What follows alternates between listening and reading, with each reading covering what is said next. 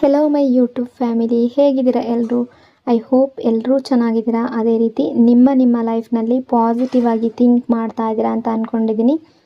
ಇವತ್ತಿನ ರೀಡಿಂಗಲ್ಲಿ ಬ್ಯೂಟಿಫುಲ್ ಆಗಿರುವಂತಹ ಎನರ್ಜಿ ಯಾವುದಿದೆ ಅಂತ ನೋಡೋಣ. ಮೊದಲು ಕಾಮ್ ಆಗಿ ಕೂತ್ಕೊಳ್ಳಿ, ಡೀಪ್ ಬ್ರೀತನ್ನು ತಗೊಳ್ಳಿ, ನಿಮ್ಮ ಮನಸ್ಸು ಮತ್ತು ಮೈಂಡನ್ನು ರಿಲ್ಯಾಕ್ಸ್ ಮಾಡ್ಕೊಳ್ಳಿ. ಈಗ ನಿಮ್ಮ ಪರ್ಸನ್ ಹೆಸರನ್ನು ಮನಸ್ಸಿನಲ್ಲೇ 3 ಬಾರಿ ನೆನೆಸ್ಕೊಳ್ಳಿ. ಅವರ ಫೇಸನ್ನು ಇಮ್ಯಾಜಿನ್ ಮಾಡ್ಕೊಳ್ಳಿ. ಅವರು ಮತ್ತು ನೀವು ಒಟ್ಟಿಗೆ ಕಳೆದಿರುವ ಬ್ಯೂಟಿಫುಲ್ ಮೆಮೊರೀಸ್ನ ನೆನಪು ಮಾಡ್ಕೊಳ್ಳಿ. ಅದಕ್ಕಿಂತ ಮೊದಲು ಈ ರೀಡಿಂಗ್ ನಿಮ್ಮವರೆಗೂ ತಲುಪಿದೆ ಅಂದರೆ ಯು ಆರ್ ಸೋ ಬ್ಲೆಸ್ಸಡ್. ಹಾಗಾಗಿ ಯೂನಿವರ್ಸ್ಗೆ ಗ್ರ್ಯಾಟಿಟ್ಯೂಡ್ ಹೇಳಿ, ಥ್ಯಾಂಕ್ ಯು ಯೂನಿವರ್ಸ್ ಅಂತ ಹೇಳಿ ನಿಮ್ಮ ಪರ್ಸನ್ ಎನರ್ಜಿಯನ್ನು ಫೀಲ್ ಮಾಡಿ. ಬ್ಯೂಟಿಫುಲ್ ಆಗಿರುವ ಎನರ್ಜಿ ಬಂದಾಗ ಅದನ್ನು ಮನಸ್ಸಿನಿಂದ ರಿಸೀವ್ ಮಾಡ್ಕೊಳ್ಳಿ. ಇದೊಂದು ಜನರಲ್ ರೀಡಿಂಗ್ ಆಗಿರುತ್ತೆ. ಹಾಗಾಗಿ ಇಲ್ಲಿ ಹೇಳುವ ಪ್ರತಿಯೊಂದು ವಿಷಯವೂ ಕೂಡ ಎಲ್ರಿಗೂ ಒಂದೇ ರೀತಿ ಮ್ಯಾಚ್ ಆಗಲೇಬೇಕು ಅಂತ ಇಲ್ಲ. ನಿಮ್ಮ ಸಿಚುವೇಶನ್ಗೆ ಮ್ಯಾಚ್ ಆಗುವ ಎನರ್ಜಿಯನ್ನು ಮಾತ್ರ ಸ್ವೀಕರಿಸಿ. ಯಾವುದಾದ್ರೂ ಭಾಗ ನಿಮಗೆ ಕನೆಕ್ಟ್ ಆಗಲಿಲ್ಲ ಅಂದರೆ ಅದನ್ನು ಫೋರ್ಸ್ ಆಗಿ ತಗೊಳ್ಬೇಡಿ, ಸಿಂಪಲ್ಲಾಗಿ ಅಲ್ಲಿಗೆ ಬಿಡಿ. ಈ ರೀಡಿಂಗ್ನ ಉದ್ದೇಶ ಏನು ಅಂದರೆ, ಈ ಕ್ಷಣದ ಎನರ್ಜಿ ಏನಿದೆ, ನಿಮ್ಮ ಪರ್ಸನ್ ಏನು ಫೀಲ್ ಮಾಡ್ತಾ ಇದ್ದಾರೆ, ನಿಮ್ಮಿಬ್ಬರ ನಡುವೆ ಯಾವ ರೀತಿಯ ಭಾವನೆಗಳು ಮತ್ತು ವೈಬ್ಸ್ ಇದೆ ಅದನ್ನು ತಿಳಿಸುವ ಒಂದು ಸಣ್ಣ ಪ್ರಯತ್ನ ಅಷ್ಟೆ. ಹಾಗಾಗಿ ಓವರ್ ಥಿಂಕಿಂಗ್ ಮಾಡಬೇಡಿ, ಅನಗತ್ಯ ಭಯಗಳಿಗೆ ಜಾಗ ಕೊಡಬೇಡಿ. ಯಾಕೆಂದರೆ ಯಾವುದೇ ರಿಲೇಷನ್ಶಿಪ್ಪಲ್ಲಿ ಪಾಸಿಟಿವ್ ಎನರ್ಜಿ ಅನ್ನೋದು ತುಂಬ ಮುಖ್ಯ ಆಗಿರುತ್ತೆ. ರೀಡಿಂಗನ್ನು ನೋಡಬೇಕಾದ್ರೆ ವಿಡಿಯೋನ ಲೈಕ್ ಮಾಡ್ಕೊಳ್ಳಿ, ಅದೇ ರೀತಿ ಚಾನಲ್ನ ಸಬ್ಸ್ಕ್ರೈಬ್ ಮಾಡಿಕೊಂಡು ಕನೆಕ್ಟ್ ಆಗಿ. ಮೊದಲಿಗೆ ಕಾಣ್ತಾ ಇರುವ ಎನರ್ಜಿ ಏನಂದರೆ, ನೀವು ಯೋಚನೆ ಮಾಡ್ತಾ ಇರುವಂಥ ಈ ವ್ಯಕ್ತಿ ಈ ಕ್ಷಣದಲ್ಲಿ ಅವರ ಬೆಳಕಿನ ಸೈಡ್ಗಿಂತ ಸ್ವಲ್ಪ ಕತ್ತಲೆ ಸೈಡಲ್ಲಿ ಹೆಚ್ಚು ಸಮಯ ಕಳೀತಾ ಇರುವ ರೀತಿ. ಅಂದರೆ ಈ ವ್ಯಕ್ತಿ ಹೊರಗಡೆ ಏನು ನಡೀತಾ ಇದೆ ಅನ್ನೋದಕ್ಕಿಂತ ತನ್ನ ಒಳಗಿನ ಹೋರಾಟದಲ್ಲಿ ತುಂಬ ಸಿಕ್ಕಾಕೊಂಡಿರುವ ರೀತಿ. ಹೊರಗಿನಿಂದ ನೋಡಿದ್ರೆ ಎಲ್ಲವೂ ನಾರ್ಮಲ್ ಇದೆ ಅನ್ನಿಸ್ಬೋದು, ಕೆಲವೊಮ್ಮೆ ಸ್ಟ್ರಾಂಗ್ ಆಗಿ ಕಾಣ್ಬೋದು, ಕೆಲವೊಮ್ಮೆ ಯಾರನ್ನು ಕೇರ್ ಮಾಡೋದಿಲ್ಲ ಅನ್ನೋ ರೀತಿಯ ಬಿಹೇವಿಯರ್ ಕೂಡ ಇರ್ಬೋದು.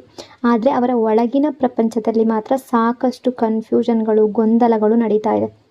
ಈ ವ್ಯಕ್ತಿಯ ಗಮನ ಈ ಸಮಯದಲ್ಲಿ ಸಂಪೂರ್ಣವಾಗಿ ಅವರ ಮೇಲೇ ಇದೆ. ನೀವು ಹೇಗಿದ್ದೀರಾ, ನೀವು ಏನು ಫೀಲ್ ಮಾಡ್ತಾ ಇದ್ದೀರಾ, ನಿಮ್ಮ ನೋವು ಏನು, ಇವುಗಳಿಗಿಂತ ಹೆಚ್ಚಾಗಿ ಅವರು ಯೋಚನೆ ಮಾಡ್ತಾ ಇರೋದು ಒಂದೇ ವಿಷಯ. ನಾನೇನು ಫೀಲ್ ಮಾಡ್ತಾ ಇದ್ದೀನಿ, ಈ ರಿಲೇಷನ್ಶಿಪ್ ನನ್ನ ಮೇಲೆ ಏನು ಪರಿಣಾಮ ಬೀರಿದೆ, ನನ್ನ ಮನಸ್ಸು ಯಾಕೆ ಹೀಗಾಗ್ತಾ ಇದೆ, ಇಂಥ ಪ್ರಶ್ನೆಗಳು ಅವರ ಮನಸ್ಸಿನಲ್ಲಿ ಹೆಚ್ಚು ಓಡಾಡ್ತಾ ಇರುವಂತಿದೆ. ಇದು ಕೆಲವೊಮ್ಮೆ ಸ್ವಾರ್ಥದ ಎನರ್ಜಿ ಅನ್ನಿಸ್ಬೋದು, ಆದರೆ ಅದರ ಹಿಂದೆ ಒಂದು ಕಾರಣ ಕೂಡ ಇದೆ. ಯಾಕೆ ಅಂದರೆ ಈ ವ್ಯಕ್ತಿ ಇವರ ಲೈಫ್ನಲ್ಲಿ ಈಗಾಗಲೇ ಸಾಕಷ್ಟು ಪೇಯ್ನನ್ನು ಅನುಭವಿಸಿರ್ಬೋದು. ಕೆಲವರು ಅವರ ನೋವನ್ನು ಹೊರಗಡೆ ತೋರಿಸ್ತಾರೆ, ಆದರೆ ಕೆಲವರು ಮಾತ್ರ ಅವರ ನೋವನ್ನು ನಗುವಿನ ಹಿಂದೆ ಮರೆಮಾಚ್ತಾರೆ. ಈ ವ್ಯಕ್ತಿ ನಗುವಿನ ಹಿಂದೆ ಇವರ ನೋವನ್ನು ಮರೆಮಾಚ್ತಾ ಇರ್ಬೋದು. ಹೊರಗಿನಿಂದ ನೋಡಿದ್ರೆ ತುಂಬ ಗಟ್ಟಿಯಾಗಿ, ತುಂಬ ಸ್ಟ್ರಾಂಗ್ ಆಗಿದ್ದಾರೆ, ಆದರೆ ಒಳಗಡೆ ಇನ್ನೂ ಹಳೆಯ ನೋವುಗಳನ್ನು ಬಿಡಲಾಗದೆ ಹೊತ್ಕೊಂಡೇ ನಡೀತಾ ಇದ್ದಾರೆ. ಕೆಲವೊಮ್ಮೆ ಅವರು ತೋರಿಸುವ ಕೋಪದ ಹಿಂದೆ ನೋವಿರ್ಬೋದು, ಕೆಲವೊಮ್ಮೆ ಅವರು ತೋರಿಸ್ತಾ ಇರುವಂತಹ ಡಿಸ್ಟೆನ್ಸ್ ಏನಿದೆ, ನೋ ಕಾಂಟ್ಯಾಕ್ಟ್ ಸಿಚುವೇಶನ್ ಏನಿದೆ, ಆ ವರ್ತನೆಯ ಹಿಂದೆ ಭಯ ಕೂಡ ಇರ್ಬೋದು. ಕೆಲವೊಮ್ಮೆ ಅವರು ತೋರಿಸುವಂತಹ ಈಗೋದ ಹಿಂದೆ ಒಂದು ಫೀಲ್ ಇರ್ಬೋದು, ಒಂದು ಪೇಯ್ನ್ ಇರ್ಬೋದು. ಅವರನ್ನು ಅರ್ಥ ಮಾಡ್ಕೊಳ್ಳೋದೆ ನೋಡಿದ್ರೆ ಅವರು ಕಠಿಣ ವ್ಯಕ್ತಿ ಅಂತ ನಿಮಗೆ ಅನ್ನಿಸ್ಬೋದು. ಆದರೆ ಅವರ ಮನಸ್ಸಿನ ಆಳಕ್ಕೆ ಹೋದರೆ ಇನ್ನೂ ಹೀಲಿಂಗ್ ಆಗದ ತುಂಬ ವಿಷಯಗಳು ಅವರ ಮನಸ್ಸಿನಲ್ಲಿದೆ, ಆ ಎನರ್ಜಿ ಇದೆ. ಇಲ್ಲಿ ಬರ್ತಾ ಇರುವ ಎನರ್ಜಿಯ ಪ್ರಕಾರ ಈ ವ್ಯಕ್ತಿಯ ಲೈಫ್ನಲ್ಲಿ ಕೆಲವು ಹಳೆಯ ಟ್ರಾಮಾಗಳು ಇನ್ನೂ ಕೂಡ ಅವರ ಮನಸ್ಸಿನಲ್ಲಿದೆ. ಯಾವುದಾದ್ರೂ ಒಂದು ವಿಷಯದಲ್ಲಿ ತುಂಬ ಹರ್ಟ್ ಆಗಿರ್ಬೋದು, ರಿಲೇಷನ್ಶಿಪ್ಪಲ್ಲಿ ಹರ್ಟ್ ಆಗಿರ್ಬೋದು. ಸೊ ಇಂತಹ ವಿಷಯಗಳು ತುಂಬ ಇರ್ಬೋದು. ಅಂತಹ ಅನುಭವಗಳೇನಿದೆ ಮನಸ್ಸಿನ ಒಳಗಡೆ ತುಂಬ ಜಾಸ್ತಿ ಉಳ್ಕೊಂಡಿದೆ. ಹೀಲಿಂಗ್ ಆಗದೆ ಉಳಿದ ನೋವುಗಳು ಈ ವ್ಯಕ್ತಿಯ ಸ್ವಭಾವವನ್ನು ಬದಲಾಯಿಸಿದೆ. ಅದೇ ಕಾರಣಕ್ಕೆ ಕೆಲವರು ತುಂಬ ಪ್ರೀತಿಯನ್ನು ಕೂಡ ಅನುಮಾನದಿಂದ ನೋಡ್ತಾರೆ, ಬಟ್ ಒಳ್ಳೆಯ ವ್ಯಕ್ತಿಗಳನ್ನು ಕೂಡ ದೂರ ಇಡ್ತಾರೆ. ಪ್ರೀತಿ ಸಿಕ್ಕಾಗಲೂ ಕೂಡ ಅದನ್ನು ಸಂಪೂರ್ಣವಾಗಿ ಸ್ವೀಕಾರ ಮಾಡೋದಕ್ಕೆ ಕಷ್ಟಪಡ್ತಾರೆ. ಈ ವ್ಯಕ್ತಿಯಲ್ಲೂ ಅದೇ ರೀತಿಯ ಪ್ಯಾಟರ್ನ್ ಕಾಣಿಸ್ತಾ ಇದೆ. ಹಳೆಯ ನೋವುಗಳು ಇನ್ನೂ ಇವರ ನಿರ್ಧಾರಗಳನ್ನು ಅಫೆಕ್ಟ್ ಮಾಡ್ತಾ ಇದೆ. ಒಬ್ಬ ವ್ಯಕ್ತಿ ಯಾವ ವಾತಾವರಣದಲ್ಲಿ ಹೆಚ್ಚು ಸಮಯ ಕಳೀತಾರೋ, ಯಾವ ಸಿಚುವೇಶನ್ನಲ್ಲಿ ಇರ್ತಾರೋ ಅವರ ಯೋಚನೆಗಳು ಕೂಡ ಅದೇ ರೀತಿ ಆಗಿರೋದಕ್ಕೆ ಶುರುವಾಗ್ಬಿಡುತ್ತೆ. ಅಂದರೆ ಕೆಲವು ಜನ, ಅವರ ಸುತ್ತಮುತ್ತಲಿನ ಜನ ಯಾವ ರೀತಿ ಇರ್ತಾರೋ, ಅಂದರೆ ಎಲ್ಲ ಟೈಮ್ನಲ್ಲೂ ಒಳ್ಳೆಯ ವ್ಯಕ್ತಿಗಳೇ ಅವರ ಸುತ್ತಮುತ್ತ ಇರ್ತಾರೆ ಅಂತ ಹೇಳೋದಕ್ಕೆ ಆಗೋದಿಲ್ಲ ಅಲ್ವಾ. ಅವರಿಂದ ಕೇಳುವ ಮಾತುಗಳು, ಆಗ ಪ್ರೀತಿಯನ್ನು ಕೂಡ ಲೆಕ್ಕಾಚಾರದಲ್ಲಿ ಅಳೆಯುವ ಅಭ್ಯಾಸ ಕೂಡ ಕೆಲವರಿಗೆ ಬಂದ್ಬಿಡುತ್ತೆ. ಸೊ ಸಂಬಂಧವನ್ನು ಹೃದಯದಿಂದ ನೋಡೋಕ್ಕಿಂತ ಇದರಿಂದ ನನಗೇನು ಸಿಗುತ್ತೆ ಅನ್ನುವ ದೃಷ್ಟಿಕೋನ ಕೂಡ ಕೆಲವರಿಗೆ ಬಂದಿರ್ಬೋದು. ಅದು ಅವರ ನಿಜವಾದ ಸ್ವಭಾವ ಆಗಿರಲೇಬೇಕು ಅಂತ ಇಲ್ಲ, ಆದರೆ ಅವರು ಇದ್ದ ಸಿಚುವೇಶನ್ ಕಾರಣದಿಂದ ಬಂದಿರುವ ಸಾಧ್ಯತೆ ಕೂಡ ಇರುತ್ತೆ. ನಿಮ್ಮ ಎನರ್ಜಿ ಪ್ರಕಾರ ನೋಡಿದಾಗ ನಿಮಗೂ ಕೂಡ ತುಂಬ ಸಲ ಅನಿಸಿರ್ಬೋದು, ಇವರು ನಿಜವಾಗ್ಲೂ ನನ್ನನ್ನು ಪ್ರೀತಿಸ್ತಾ ಇದ್ದಾರಾ ಅಥವಾ ಟೈಮ್ ಪಾಸ್ ಮಾಡ್ತಾ ಇದ್ದಾರಾ ಅಂತ ನೀವು ಕೂಡ ಅಂದ್ಕೊಂಡಿರ್ಬೋದು. ಪಾಸ್ಟ್ನಲ್ಲಿ ನೀವಿಬ್ಬರು ಕನೆಕ್ಟ್ ಆದ ಸಮಯದಲ್ಲಿ ಈ ವ್ಯಕ್ತಿ ಸಂಪೂರ್ಣವಾಗಿ ಈ ರಿಲೇಷನ್ಶಿಪ್ಪನ್ನು ಸೀರಿಯಸ್ ಆಗಿ ತಗೊಳ್ಳದೇ ಇರಬಹುದು, ಅಥವಾ ನಿಮ್ಮ ಭಾವನೆಗಳ ಡೀಪ್ನೆಸ್ ಏನಿದೆ, ಆಳವನ್ನು ಅರ್ಥ ಮಾಡ್ಕೊಳ್ಳದೇ ಇರ್ಬೋದು. ನೀವು ಈ ರಿಲೇಷನ್ಶಿಪ್ಗೆ ಕೊಟ್ಟ ಮಹತ್ವ ಏನಿದೆ ಅವರು ಆ ಸಮಯದಲ್ಲಿ ಅಷ್ಟಾಗಿ ಅರ್ಥ ಮಾಡ್ಕೊಳ್ಳದೇ ಇರ್ಬೋದು. ಕೆಲವೊಮ್ಮೆ ಅವರು ನಿಮ್ಮನ್ನು ತುಂಬ ಹರ್ಟ್ ಮಾಡಿರ್ಬೋದು, ನಿಮ್ಮ ಭಾವನೆಗಳಿಗೆ ಯಾವುದೇ ರೀತಿಯ ಫೀಲಿಂಗ್ಸನ್ನು ತೋರಿಸ್ದೇ ಇರ್ಬೋದು, ಅಥವಾ ಅವರ ಸ್ವಾರ್ಥದ ಏನು ನಿರ್ಧಾರ ಇರುತ್ತೆ ಅದಕ್ಕೆ ತುಂಬ ಆದ್ಯತೆ ಕೊಟ್ಟಿರ್ಬೋದು. ಕೆಲವರಿಗೆ ಇದು ಮೋಸ ಮಾಡಿದ ಅನುಭವ ಕೂಡ ಆಗಿರ್ಬೋದು, ನಿಮಗೆ ಚೀಟ್ ಮಾಡಿದ್ದಾರೆ ಅಂತ ನಿಮ್ಗೆ ಅನಿಸಿರ್ಬೋದು. ಇನ್ನು ಕೆಲವರಿಗೆ ತುಂಬ ಹರ್ಟ್ ಆಗಿರ್ಬೋದು. ಇದು ಎಲ್ರಿಗೂ ಒಂದೇ ರೀತಿ ಅನ್ವಯಿಸಬೇಕು ಅಂತ ಇಲ್ಲ, ಬಟ್ ಎನರ್ಜಿ ಪ್ರಕಾರ ನಿಮಗೆ ಯಾವುದು ಮ್ಯಾಚ್ ಆಗ್ತಿದೆಯೋ ಆ ರೀತಿ ನೀವು ನೋಡಬೇಕಾಗುತ್ತೆ. ಯಾಕೆಂದರೆ ಪ್ರತಿಯೊಬ್ಬರ ಎನರ್ಜಿ ಕೂಡ ಬೇರೆ ಬೇರೆ ಆಗಿರುತ್ತೆ, ಪ್ರತಿಯೊಬ್ಬರ ಕನೆಕ್ಷನ್ ಕೂಡ ಬೇರೆ ಬೇರೆ ಆಗಿರುತ್ತೆ. ಬಟ್ ಈ ವ್ಯಕ್ತಿ ಯಾವುದೋ ಒಂದು ರೀತಿಯಲ್ಲಿ ನಿಮಗೆ ಹರ್ಟ್ ಮಾಡಿರ್ಬೋದು, ನಿಮಗೆ ನೋವು ಮಾಡಿರ್ಬೋದು. ಇದೆಲ್ಲ ಕಾರಣದಿಂದ ನೀವು ಕೂಡ ಅಂದ್ಕೊಂಡಿರ್ಬೋದು ಇವರು ನನ್ನನ್ನು ಚೀಟ್ ಮಾಡ್ತಾ ಇದ್ದಾರೆ ಅಂತ. ಪಾಸ್ಟಲ್ಲಿ ಈ ರೀತಿ ತುಂಬ ಸಲ ನಿಮ್ಮ ಮನಸ್ಸಿಗೆ ಬಂದಿರಬಹುದು. ಇದಕ್ಕೆಲ್ಲ ಕಾರಣ ಈ ವ್ಯಕ್ತಿಯ ಒಳಗಿನ ಹೀಲಿಂಗ್ ಆಗದ ನೋವುಗಳು, ಅಥವಾ ಸಿಚುವೇಶನ್, ಅಥವಾ ಕನ್ಫ್ಯೂಷನ್ ಮನಸ್ಥಿತಿ ನಿಮ್ಮ ಸಂಬಂಧದ ಮೇಲೂ ರಿಲೇಷನ್ಶಿಪ್ ಮೇಲೂ ಪರಿಣಾಮ ಬೀರಿರುವ ಸಾಧ್ಯತೆ ತುಂಬ ಜಾಸ್ತಿ ಇರಬಹುದು. ಮೊದಲಿಗೆ ಯಾವ ಎನರ್ಜಿ ಇದೆ ಅಂದರೆ ಈ ವ್ಯಕ್ತಿ ಈಗ ಆ್ಯಕ್ಷನ್ಗಿಂತ ತುಂಬ ಯೋಚನೆಗಳಲ್ಲಿ ಸಿಕ್ಕಾಕೊಂಡಿದ್ದಾರೆ. ಹೊರಗಿನಿಂದ ನೋಡಿದ್ರೆ ತುಂಬ ಕಾಮ್ ಆಗಿರ್ಬೋದು, ಅವರ ಜೀವನದಲ್ಲಿ ಬ್ಯುಸಿ ಆಗಿರುವಂತೆ ಕಾಣ್ಬೋದು, ಎಲ್ಲವನ್ನ ಮರೆತು ಮುಂದೆ ಹೋಗಿರೋ ರೀತಿ ಕೂಡ ಕಾಣ್ಬೋದು. ಆದರೆ ಅವರ ಮನಸ್ಸಿನ ಒಳಗಡೆ ನಡೀತಾ ಇರುವ ಕತೆ ಮಾತ್ರ ಬೇರೆ. ನಿಮ್ಮ ಬಗ್ಗೆ ಯೋಚನೆ ಮಾಡೋದನ್ನು ಅವರು ಸಂಪೂರ್ಣವಾಗಿ ನಿಲ್ಲಿಸ್ಬಿಟ್ಟಿದ್ದಾರೆ ಅಂತ ಹೇಳೋದಕ್ಕೆ ಆಗೋದಿಲ್ಲ. ಅಂದರೆ ಕೆಲವೊಮ್ಮೆ ನೀವು ಊಹೆ ಮಾಡೋದಕ್ಕಿಂತ ಹೆಚ್ಚು ನಿಮ್ಮ ಬಗ್ಗೆ ಯೋಚನೆ ಮಾಡ್ತಾ ಇರ್ಬೋದು. ಯಾವಾಗ ಒಬ್ಬರ ಜೊತೆಗಿನ ಕನೆಕ್ಷನ್ ತುಂಬ ಡೀಪ್ ಆಗಿರುತ್ತೋ ಆ ವ್ಯಕ್ತಿಯನ್ನು ಮರೆಯೋದು ಅಷ್ಟು ಸುಲಭ ಆಗಿರೋದಿಲ್ಲ. ನೀವು ಏನೇ ಅಂದ್ಕೊಳ್ಬೋದು, ಅವರು ಮರ್ತಿದ್ದಾರೆ, ಅವರು ಟೈಮ್ ಪಾಸ್ ಮಾಡಿದ್ದಾರೆ, ಅವ್ರು ಹೊರಟೋಗಿದ್ದಾರೆ, ಅಥವಾ ಮುಂದುವರೆದಿದ್ದಾರೆ ಅವರ ಲೈಫ್ನಲ್ಲಿ ಏನೇ ಅಂದ್ಕೊಂಡಿದ್ರು ಕೂಡ ಒಬ್ಬ ವ್ಯಕ್ತಿಯ ಜೊತೆ ತುಂಬ ಡೀಪಾಗಿ ಪ್ರೀತಿ ಅನ್ನೋದು ಇದ್ದರೆ ಖಂಡಿತವಾಗ್ಲೂ ಅವರನ್ನು ಮರೆಯೋದಕ್ಕೆ ಸಾಧ್ಯ ಇಲ್ಲ ಅಲ್ವಾ. ಅದೇ ರೀತಿ ಯಾವಾಗ ಒಬ್ಬರ ಜೊತೆಗಿನ ಕನೆಕ್ಷನ್ ಡೀಪ್ ಆಗಿರುತ್ತೋ ಆ ವ್ಯಕ್ತಿಯನ್ನು ಅಷ್ಟು ಸುಲಭವಾಗಿ ಮರೆಯೋದಕ್ಕೆ ಆಗೋದಿಲ್ಲ. ಈ ವ್ಯಕ್ತಿಯ ವಿಷಯದಲ್ಲೂ ಅದೇ ಎನರ್ಜಿ ಇದೆ. ನಿಮ್ಮ ಜೊತೆ ಕಳೆದ ಮಾತುಗಳಾಗಿರ್ಬೋದು, ನಿಮ್ಮ ಜೊತೆಗಿನ ನೆನಪುಗಳಾಗಿರ್ಬೋದು, ನಿಮ್ಮ ಜೊತೆ ನಡೆದ ಕೆಲವು ಮೆಮೊರೀಸ್ಗಳಾಗಿರ್ಬೋದು, ಇವೆಲ್ಲವೂ ಕೆಲವೊಮ್ಮೆ ಅವರ ಮನಸ್ಸಿನಲ್ಲಿ ಮತ್ತೆ ಮತ್ತೆ ಓಡಾಡ್ತಾ ಇರುವಂತಹ ಸಾಧ್ಯತೆ ತುಂಬ ಇದೆ. ಬಟ್ ಸಮಸ್ಯೆ ಏನು ಅಂದರೆ ಯೋಚನೆ ಮತ್ತು ಆ್ಯಕ್ಷನ್ ಎರಡೂ ಒಂದೇ ಆಗ್ತಾ ಇಲ್ಲ. ಮನಸ್ಸಿನಲ್ಲಿ 1000 ಸಲ ನಿಮ್ಮ ಬಳಿ ಬರಬೇಕು ಅಂತ ಅನ್ನಿಸ್ಬೋದು, ನಿಮಗೆ ಮೆಸೇಜ್ ಮಾಡಬೇಕು ಅಂತ ಅನ್ನಿಸ್ಬೋದು, ನಿಮ್ಮ ಜೊತೆ ಮಾತಾಡಬೇಕು ಅಂತ ಅನ್ನಿಸ್ಬೋದು. ಆದರೆ ಆ ಯೋಚನೆಗಳು ನಿಜವಾದ ಆ್ಯಕ್ಷನ್ ಆಗಿ ಹೊರಗಡೆ ಬರೋದಕ್ಕೆ ಬೇಕಾದ ಧೈರ್ಯ ಮಾತ್ರ ಕಾಣ್ತಾ ಇಲ್ಲ. ಇಲ್ಲಿ ಒಂದು ಹೊಸ ಆರಂಭದ ಅವಕಾಶ ಇನ್ನೂ ಸಂಪೂರ್ಣವಾಗಿ ಮುಗ್ದಿಲ್ಲ.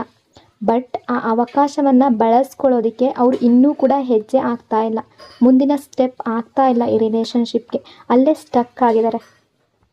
ಯಾಕೆ ಮುಂದಿನ ಹೆಜ್ಜೆಯನ್ನು ಇಡ್ತಾ ಇಲ್ಲ ಅಂತ ನೋಡೋದಾದರೆ ಕೆಲವು ಭಾವನೆಗಳು ಅವರನ್ನು ಹಿಂದೆ ತಳ್ತಾ ಇದೆ. ಮೊದಲನೇದು ಈಗೋ. ಕೆಲವೊಮ್ಮೆ ಅವರು ಹೀಗೆ ಯೋಚನೆ ಮಾಡ್ತಾ ಇರ್ಬೋದು, ನಾನು ಮೊದಲು ಯಾಕೆ ಹೋಗಬೇಕು, ನಾನು ಮೆಸೇಜ್ ಮಾಡಿದ್ರೆ ಅವ್ರು ಏನು ಅಂದ್ಕೊಳ್ತಾರೆ, ನಾನು ಮತ್ತೆ ಹೋದರೆ ನನ್ನ ವ್ಯಾಲ್ಯೂ ಕಡಿಮೆ ಆಗುತ್ತಾ, ಇಂತಹ ಯೋಚನೆಗಳು ಅವರನ್ನು ತಡೀತಾ ಇದೆ, ಸ್ಟಕ್ ಮಾಡ್ತಾ ಇದೆ. ಎರಡನೇದು ಹಠ. ಒಂದು ಸಲ ಒಬ್ಬರ ಮನಸ್ಸಿನಲ್ಲಿ ಒಂದು ನಿರ್ಧಾರ ಮಾಡಿಕೊಂಡ್ರೆ ಅದರಿಂದ ಹೊರಬರೋದು ಇವರಿಗೆ ಸುಲಭವಾಗದೇ ಇರಬಹುದು. ಅಂದರೆ ಮೊದಲಿನಿಂದಲೂ ಹಠ ಇರುವ ವ್ಯಕ್ತಿ ಆಗಿರ್ಬೋದು. ಮನಸ್ಸಿನ ಒಳಗಡೆ ನಿಮ್ಮನ್ನು ಮಿಸ್ ಮಾಡ್ತಾ ಇದ್ರು ಕೂಡ ಹೊರಗಡೆ ಅದನ್ನು ತೋರಿಸ್ತೇ ಇರ್ಬೋದು. ಸೋಲುವ ಭಯ. ನಿಮ್ಮ ಬಳಿ ಬಂದರೆ ಹೇಗೆ ನೀವು ರಿಯಾಕ್ಟ್ ಮಾಡ್ತೀರಾ ಅಂತ ಇವರಿಗೆ ಗೊತ್ತಿಲ್ಲ. ನೀವು ಒಪ್ಕೊಳ್ತಿರೋ, ಮಾತಾಡ್ತಿರೋ ಅಥವಾ ರಿಜೆಕ್ಟ್ ಮಾಡ್ತಿರೋ, ಈ ಅನುಮಾನಗಳು ಅವರನ್ನು ನಿಲ್ಲಿಸ್ತಾ ಇರುವ ಸಾಧ್ಯತೆ ಕೂಡ ಇದೆ. ನಾಲ್ಕನೇದು ರಿಜೆಕ್ಷನ್ ಭಯ. ಇದು ಕೂಡ ಒಂದು ದೊಡ್ಡ ಕಾರಣ ಆಗಿರ್ಬೋದು. ಕೆಲವೊಮ್ಮೆ ವ್ಯಕ್ತಿ ಪ್ರೀತಿಗಿಂತ ಹೆಚ್ಚು ತಿರಸ್ಕಾರವನ್ನು ಭಯ ಪಡ್ತಾರೆ. ನಿಮ್ಮ ಬಳಿ ಬಂದು ನೀವು ಮತ್ತೆ ದೂರ ತಳ್ಳಿದ್ರೆ, ರಿಜೆಕ್ಟ್ ಮಾಡಿದ್ರೆ ಅನ್ನುವ ಪ್ರಶ್ನೆ ಇವರ ಮನಸ್ಸಿನಲ್ಲಿರ್ಬೋದು. ಸೊ ಮನಸ್ಸಿನಲ್ಲಿ ಸಾಕಷ್ಟು ಭಾವನೆಗಳಿದ್ದರೂ ಕೂಡ ಆ ಭಾವನೆಗಳನ್ನು ಹೊರಗಡೆ ತೋರಿಸ್ಕೊಳ್ಳೋದಕ್ಕೆ ಧೈರ್ಯ ಇನ್ನೂ ಸಂಪೂರ್ಣವಾಗಿ ಬಂದಿಲ್ಲ ಅನ್ನುವ ಎನರ್ಜಿ ಇದೆ. ಇಬ್ಬರ ಮಧ್ಯೆ ಈಗೋ ಕ್ಲಾಶ್ ಎನರ್ಜಿ ಇದೆ.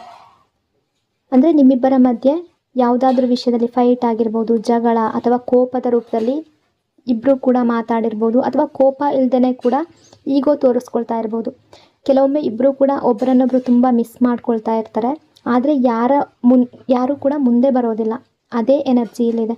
ನೀವು ನಿಮ್ಮ ಮನಸ್ಸಿನಲ್ಲಿ ಈ ರೀತಿ ಯೋಚನೆ ಮಾಡ್ತಾ ಇರ್ಬೋದು, ನಾನು ಇಷ್ಟೊಂದು ಈ ರಿಲೇಷನ್ಶಿಪ್ಗಾಗಿ ಎಫರ್ಟ್ ಹಾಕಿದ್ದೀನಿ, ನಾನು ಸಾಕಷ್ಟು ಪ್ರಯತ್ನ ಮಾಡಿದ್ದೀನಿ, ನಾನು ನನ್ನ ಭಾವನೆಗಳನ್ನು ತುಂಬ ತೋರಿಸಿದ್ದೀನಿ, ಫೀಲಿಂಗ್ಸನ್ನು ಹೇಳ್ಕೊಂಡಿದ್ದೀನಿ, ಈಗ ಅವರೇ ಒಂದು ಹೆಜ್ಜೆ ಮುಂದೆ ಇಡಬೇಕು, ಅವರೇ ಬಂದು ಕಾಲ್ ಮಾಡಬೇಕು, ಮೆಸೇಜ್ ಮಾಡಬೇಕು.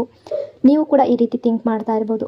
ನಿಮ್ಮ ದೃಷ್ಟಿಯಿಂದ ಅದು ತಪ್ಪೇನೂ ಅಲ್ಲ. ಯಾಕೆ ಅಂದರೆ ನೀವು ಈಗಾಗಲೇ ಈ ರಿಲೇಷನ್ಶಿಪ್ಪಲ್ಲಿ ಸಾಕಷ್ಟು ಪ್ರಯತ್ನ ಮಾಡಿದಿರೋ ಅನ್ನೋ ಭಾವನೆ ನಿಮಗೂ ಕೂಡ ಇದೆ. ಅದೇ ಸಮಯದಲ್ಲಿ ಅವರ ಮನಸ್ಸಿನಲ್ಲೂ ಬೇರೆ ರೀತಿಯ ಯೋಚನೆ ನಡೀತಾ ಇರ್ಬೋದು. ಅವರು ಕೂಡ ಈ ರೀತಿ ಯೋಚನೆ ಮಾಡ್ತಾ ಇರ್ಬೋದು, ನಾನು ಯಾಕೆ ಮೊದಲು ಹೋಗಬೇಕು, ಅವ್ರಿಗೆ ಬೇಕಿದ್ರೆ ಅವರೇ ಮಾತಾಡ್ಬೋದು ಅಲ್ಲ, ನಾನು ಯಾಕೆ ನನ್ನ ಈಗೋ ಬಿಟ್ಟು ಮುಂದೆ ಬರಬೇಕು. ಹೀಗೆ ಇಬ್ಬರೂ ಕೂಡ ನಿಮ್ಮ ಜಾಗದಲ್ಲಿ ನಿಂತ್ಕೊಂಡ್ರೆ ಮಧ್ಯದಲ್ಲಿ ಇರುವ ಪ್ರೀತಿ ಇದ್ದರೂ ಕನೆಕ್ಷನ್ ಮುಂದೆ ಸಾಗೋದು ಕಷ್ಟ ಆಗುತ್ತೆ.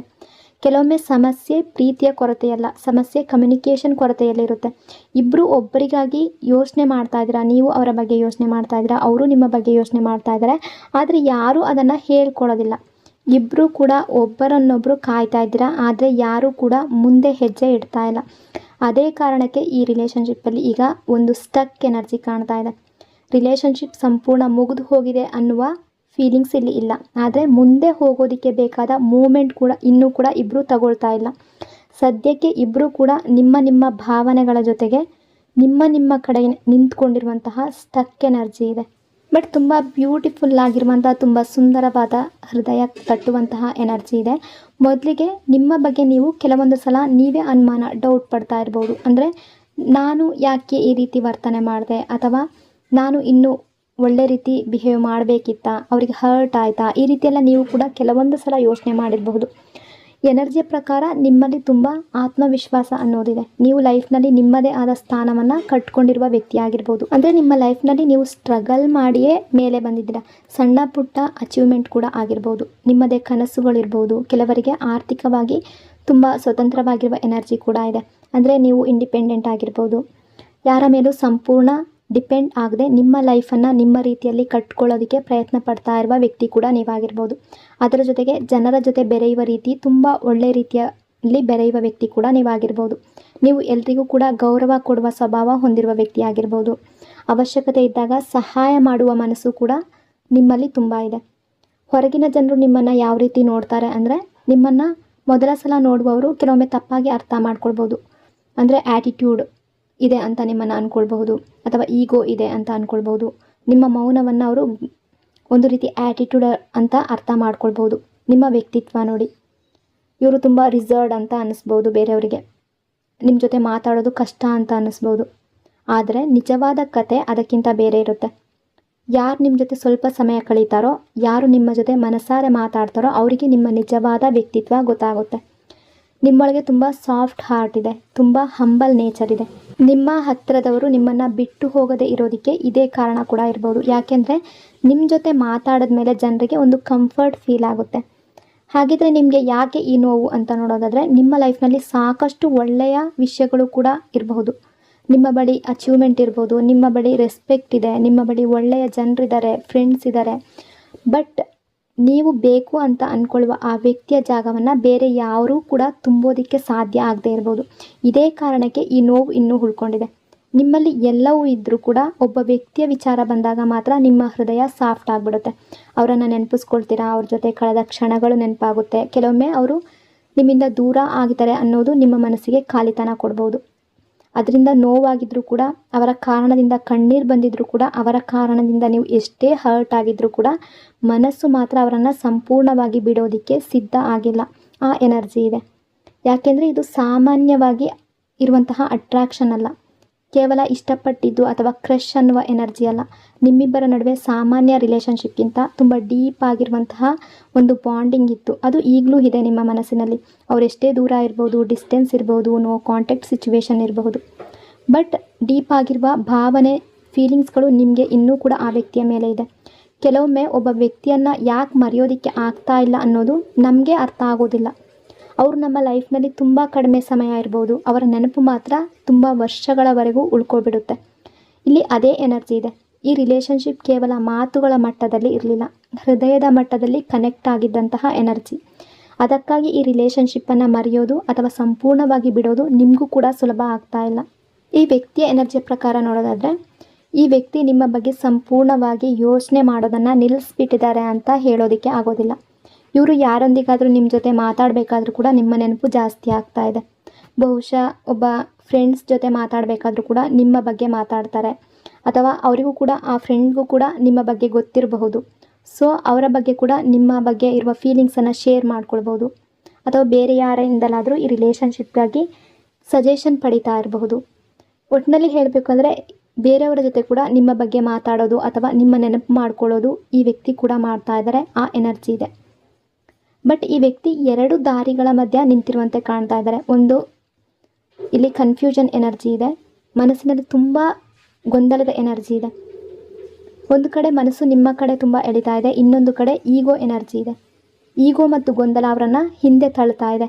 ಅವರು ತುಂಬ ಸಲ ಯೋಚನೆ ಮಾಡ್ತಾ ಇರ್ಬೋದು, ನಾನು ಮತ್ತೆ ಕಾಂಟ್ಯಾಕ್ಟ್ ಮಾಡಬೇಕಾ, ನಾನು ಮತ್ತೆ ಅವ್ರ ಹತ್ರ ಹೋಗಬೇಕಾ, ಅಥವಾ ಇದೇ ರೀತಿ ಇರಬೇಕಾ, ಈ ರೀತಿಯ ಪ್ರಶ್ನೆಗಳು ಅವರ ಮನಸ್ಸಿನಲ್ಲಿ ಒಂದು ಸಲ ಕನ್ಫ್ಯೂಷನ್, ಒಂದು ಸಲ ಈಗೋ, ಈ ರೀತಿ ಬಂದು ಹೋಗ್ತಾ ಇರುವ ಎನರ್ಜಿ ಇದೆ.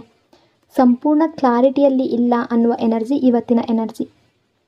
ಆದರೆ ಇಲ್ಲಿ ಸಮಸ್ಯೆ ಏನು ಕಾಣ್ತಾ ಇದೆ ಅಂದರೆ, ಈ ವ್ಯಕ್ತಿ ಸರಿಯಾದ ನಿರ್ಧಾರವನ್ನು ತಗೊಳ್ತಾ ಇಲ್ಲ, ಸರಿಯಾಗಿ ಯೋಚನೆ ಮಾಡ್ತಾ ಇಲ್ಲ, ಕ್ಲಾರಿಟಿ ಅವರಿಗೆ ಇಲ್ಲ, ಏನು ಮಾಡಬೇಕು ಏನು ಮಾಡಬಾರ್ದು ಅನ್ನೋದು ತುಂಬ ಕನ್ಫ್ಯೂಷನ್ನಲ್ಲಿ ಇರುವ ಎನರ್ಜಿ ಇವತ್ತಿನ ಎನರ್ಜಿ ಕಾಣ್ತಾ ಇದೆ. ಇವರು ಈಗೋ ಮತ್ತು ಕನ್ಫ್ಯೂಷನ್ ಎರಡರ ಮಧ್ಯೆ ಸಿಕ್ಕಾಕೊಂಡಿರುವಂತಹ ಎನರ್ಜಿ ಇದೆ. ಡಾರ್ಕ್ ಟ್ರಾನ್ಸ್ಫರ್ಮೇಷನ್ ಎನರ್ಜಿ, ಅವೈಕ್ನಿಂಗ್ ಎನರ್ಜಿ ಇದೆ. ಸಾಮಾನ್ಯವಾಗಿ ಒಬ್ಬ ವ್ಯಕ್ತಿಯ ಮನಸ್ಸಿನ ಒಳಗಡೆ ಕತ್ತಲೆ ಏನಿದೆ ಅಥವಾ ಎಮೋಷನ್ಸ್ ಏನಿದೆ, ಅವರ ಲೈಫ್ನಲ್ಲಿ ನಡೆದಿರುವಂತಹ ತುಂಬ ವಿಷಯಗಳ ಬಗ್ಗೆ ಥಿಂಕ್ ಮಾಡ್ತಾ ಇರುವಂಥ ಎನರ್ಜಿ. ಈ ಕ್ಷಣದಲ್ಲಿ ನಿಮ್ಮ ಪರ್ಸನ್ ಮನಸ್ಸಿನ ಒಳಗಡೆ ಸಾಕಷ್ಟು ಗೊಂದಲ, ಪಶ್ಚಾತ್ತಾಪ, ಪೇಯ್ನ್ ಇದೆಲ್ಲದರ ಮಧ್ಯ ಇರುವಂತಹ ಎನರ್ಜಿ. ಅಂದರೆ ಮೊದಲು ಇವರು ಪಾಸ್ಟಲ್ಲಿ ರಿಲೇಷನ್ಶಿಪ್ಪಲ್ಲಿ ಇದ್ದಾಗ ಇರುವ ವ್ಯಕ್ತಿಗೂ ಈಗ ಇರುವ ವ್ಯಕ್ತಿಗೂ ತುಂಬ ಡಿಫ್ರೆನ್ಸ್ ಇದೆ ಅಂತ ನಿಮಗೆ ಅನ್ನಿಸ್ತಾ ಇರ್ಬೋದು. ನಿಮ್ಮ ಮನಸ್ಸಿನಲ್ಲಿ ಈ ಪ್ರಶ್ನೆ ತುಂಬ ಸಲ ಬಂದಿರ್ಬೋದು. ಮೊದಲು ಇವರು ಈ ರೀತಿ ಇರಲಿಲ್ಲ ಅಲ್ವಾ, ಇಷ್ಟು ಬದಲಾಗೋದಕ್ಕೆ ಏನಾಯಿತು, ಇವರು ಮೊದಲಿದ್ದ ಅದೇ ವ್ಯಕ್ತಿನ? ಯಾಕೆ ಅಂದರೆ ಇಲ್ಲಿ ಕಾಣ್ತಾ ಇರುವ ಎನರ್ಜಿಯಲ್ಲಿ ಈ ವ್ಯಕ್ತಿಯ ಲೈಫ್ನಲ್ಲಿ ಒಂದು ಬಿಫೋರ್ ಮತ್ತು ಆಫ್ಟರ್ ಎನರ್ಜಿ ಇದೆ. ನೆಗೆಟಿವ್ ಆಗಿ ಕೆಲವು ಸಲ ಥಿಂಕ್ ಮಾಡ್ಬೋದು. ಇವರು ಕನ್ಫ್ಯೂಷನ್ ಎನರ್ಜಿಯಲ್ಲಿ ಕೂಡ ಇದ್ದಾರೆ. ನೀವು ಇಬ್ಬರು ಮೊದಲಿಗೆ ಕನೆಕ್ಟ್ ಆದಾಗ ಈ ವ್ಯಕ್ತಿ ಬೇರೆ ರೀತಿ ಇದ್ದಿರ್ಬೋದು, ನಿಮ್ಮನ್ನು ತುಂಬ ಅರ್ಥ ಮಾಡ್ಕೊಳ್ತಿರ್ಬೋದು, ನಿಮ್ಮ ಜೊತೆ ಟೈಮ್ ಕಳೆಯೋದಕ್ಕೆ ತುಂಬ ಇಷ್ಟಪಡ್ತಾ ಇರ್ಬೋದು, ನಿಮ್ಮ ಮಾತುಗಳನ್ನು ತುಂಬ ಕೇಳ್ತಾ ಇರ್ಬೋದು. ಕೆಲವರಿಗೆ ಈ ವ್ಯಕ್ತಿ ತುಂಬ ಕೇರಿಂಗ್ ಕೂಡ ಆಗಿರ್ಬೋದು. ಬಟ್ ಅದೇ ಕಾರಣಕ್ಕೆ ಇವತ್ತು ಕೂಡ ನಿಮ್ಮ ಮನಸ್ಸು ಇವರನ್ನು ಸಂಪೂರ್ಣವಾಗಿ ಮರ್ತಿಲ್ಲ. ಆ ಕೇರಿಂಗ್, ಆ ಪ್ರೀತಿ ಎಲ್ಲ ನಿಮಗೆ ನೆನಪಾಗ್ತಾ ಇದೆ. ಯಾಕೆಂದರೆ ನೀವು ಪ್ರೀತಿಸಿದ್ದು ಇವತ್ತಿನ ಇವರನ್ನು ಅಲ್ಲ, ಮೊದಲಿಗೆ ನಿಮ್ಮ ಮುಂದೆ ಇದ್ದ ಪಾಸ್ಟ್ನ ಆ ವ್ಯಕ್ತಿಯನ್ನು. ಪಾಸ್ಟಲ್ಲಿ ಆ ವ್ಯಕ್ತಿ ತುಂಬ ಪ್ರೀತಿ ತೋರಿಸಿರಬಹುದು, ತುಂಬ ಟೈಮ್ ಸ್ಪೆಂಡ್ ಮಾಡಿರಬಹುದು. ಬಟ್ ಈಗ ಅವರು ಚೇಂಜ್ ಆಗಿದ್ದಾರೆ. ಮಧ್ಯದಲ್ಲಿ ಏನೋ ಒಂದು ಬದಲಾವಣೆ ಆಯಿತು ಅಂತ ನಿಮಗೆ ಅನ್ನಿಸ್ತಾ ಇರಬಹುದು.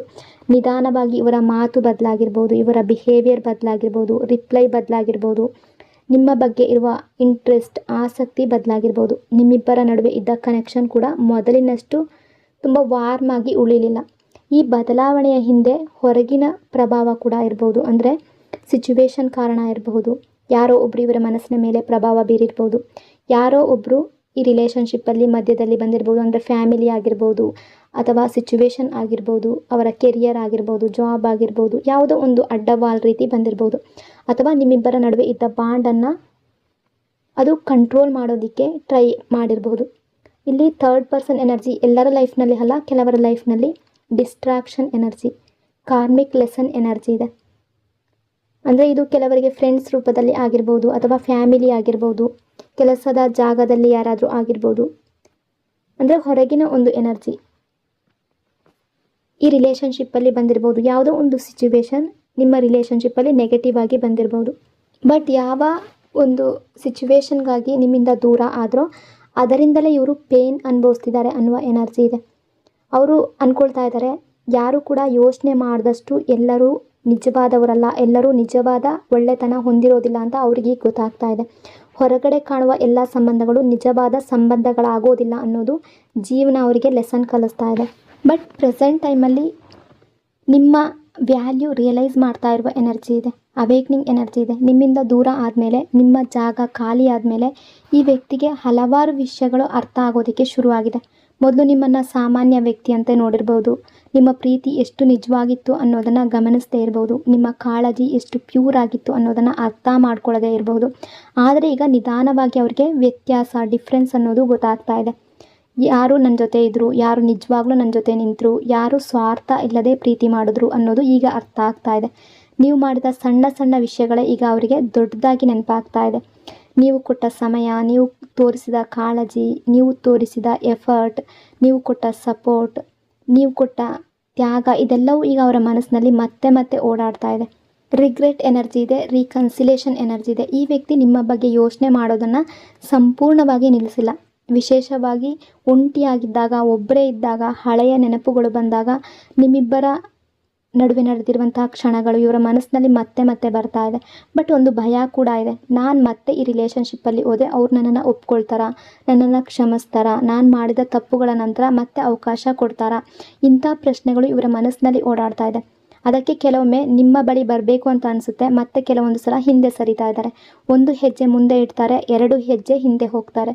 ಈಗ ಕಾಣ್ತಾ ಇರುವ ಎನರ್ಜಿ ಪ್ರಕಾರ ಇವರು ನಿಮ್ಮ ಬಗ್ಗೆ ಸಂಪೂರ್ಣವಾಗಿ ನಿಮ್ಮನ್ನು ಈ ರಿಲೇಷನ್ಶಿಪ್ಪಿಂದ ಬಿಟ್ಟು ಹೋಗುವ ಎನರ್ಜಿಯಲ್ಲಿ, ಮನಸ್ಥಿತಿಯಲ್ಲಿಲ್ಲ. ಆದರೆ ನಿಮ್ಮ ಹತ್ರ ಬರೋದಕ್ಕೆ ಬೇಕಾದ ಕರೇಜ್ ಆಗಿರಲಿ, ಕ್ಲಾರಿಟಿ ಆಗಿರಲಿ, ಒಂದು ಆತ್ಮವಿಶ್ವಾಸ ಆಗಲಿ ಇನ್ನೂ ಕೂಡ ಸಂಪೂರ್ಣವಾಗಿ ಬಂದಿಲ್ಲ. ಇವತ್ತಿನ ಎನರ್ಜಿ ಪ್ರಕಾರ ಈ ವ್ಯಕ್ತಿ ಈಗ ಲೈಫ್ನಲ್ಲಿ ಕೆಲವು ಲೆಸನ್ಗಳನ್ನು ಕಲ್ತಿದ್ದಾರೆ. ನೀವು ದೂರ ಹೋದ್ಮೇಲೆ ಅವರಿಗೆ ಪ್ರೀತಿಯ ವ್ಯಾಲ್ಯೂ ಅರ್ಥ ಆಗಿದೆ, ನಿಮ್ಮ ಕೇರ್ ಅರ್ಥ ಆಗಿದೆ. ಹಿಂದೆ ನಿಮ್ಮನ್ನು ಗಮನಿಸದೇ ಇದ್ದ ಕೆಲವು ಸತ್ಯಗಳು ಈಗ ಅವರಿಗೆ ಸ್ಪಷ್ಟವಾಗಿ ಅಥವಾ ಕ್ಲಿಯರ್ ಆಗಿ ಕಾಣೋದಕ್ಕೆ ಶುರುವಾಗಿದೆ. ಅವರ ಮನಸ್ಸಿಗೆ ಅರ್ಥ ಆಗೋದಕ್ಕೆ ಶುರುವಾಗಿದೆ. ರಿಗ್ರೆಟ್ ಫೀಲ್ ಶುರುವಾಗಿದೆ. ನಿಮ್ಮ ವ್ಯಾಲ್ಯೂ, ನಿಮ್ಮ ಪ್ರೀತಿ, ನಿಮ್ಮ ಸ್ಥಾನ ಅವರ ಲೈಫ್ನಲ್ಲಿ ಎಷ್ಟು ಇಂಪಾರ್ಟೆಂಟ್ ಆಗಿತ್ತು ಅನ್ನೋದನ್ನು ಈಗ ತುಂಬ ಡೀಪಾಗಿ ಅರ್ಥ ಮಾಡ್ಕೊಳ್ತಾ ಇರುವಂತಹ ಸ್ಥಿತಿಗೆ ತಲುಪಿದ್ದಾರೆ ಅನ್ನೋ ಎನರ್ಜಿ ಇದೆ. ಸೊ ಇವತ್ತಿನ ಈ ರೀಡಿಂಗ್ ನಿಮಗೆ ಇಷ್ಟ ಆಗಿದೆ ಅಂದ್ಕೊಂಡಿದ್ದೀನಿ. ಇಷ್ಟ ಆಗಿದರೆ ಪಾಸಿಟಿವ್ ಆಗಿ ಕಮೆಂಟ್ ಮಾಡಿ. ನಿಮ್ಮ ರಿಲೇಷನ್ಶಿಪ್ಪಲ್ಲಿರುವ ಪ್ರತಿಯೊಂದು ಒಳ್ಳೆಯ ನಿಮ್ಮ ವಿಷಸ್ಗಳು, ಪಾಸಿಟಿವ್ ಆಗಿರುವ ವಿಷಸ್ಗಳು, ಪ್ರತಿಯೊಂದು ನಿಮ್ಮ ಕನಸು, ಪ್ರತಿಯೊಂದು ನಿಮ್ಮ ಪ್ರೇಯರ್ ಕೂಡ ಸರಿಯಾದ ಟೈಮ್ನಲ್ಲಿ ಎಲ್ಲವೂ ರಿಯಾಲಿಟಿಗೆ ಬರಲಿ ಅಂತ ಬ್ಲೆಸ್ ಮಾಡ್ತಾ, ನಿಮ್ಮ ಪ್ರೀತಿ, ನಿಮ್ಮ ಸಪೋರ್ಟ್ಗೆ thank you so much. Lots and lots of love. ಮತ್ತೊಂದು ಬ್ಯೂಟಿಫುಲ್ ರೀಡಿಂಗಲ್ಲಿ ಮತ್ತೆ ಸಿಗ್ತೀನಿ. ಅಲ್ಲಿವರೆಗೂ take care. Thank you so much. God bless you all.